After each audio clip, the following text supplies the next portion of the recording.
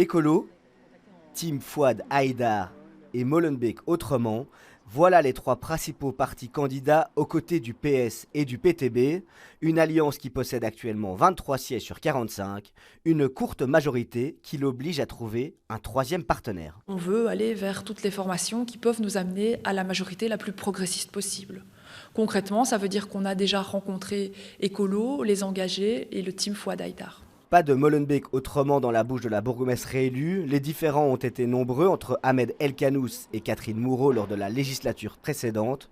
Si son parti et ses 4 sièges n'ont pas été approchés, l'ancien engagé se dit toujours disponible. C'est elle qui a la main pour l'instant.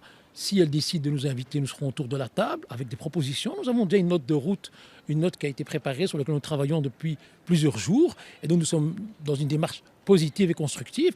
Mais si Mme Moreau ne veut pas de nous, c'est son droit le plus absolu. Nous serons dans l'opposition, nous ferons pleinement nous remplirons pleinement notre rôle d'opposant au sein du conseil communal. Du côté d'Écolo, négocier avec Molenbeek Autrement est exclu.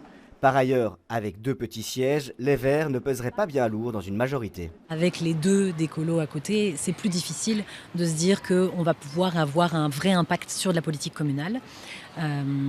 Donc ça a forcément joué dans nos discussions.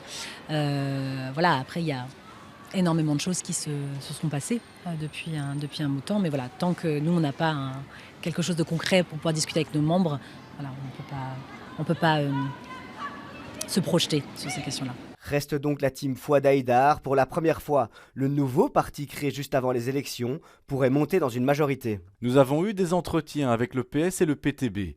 Les échanges ont été courtois et constructifs, mais n'ont pas abouti à l'heure actuelle sur de véritables négociations. Catherine Moreau a donc du pain sur la planche, elle doit prêter serment fin du mois et espère une fumée blanche avant cette date.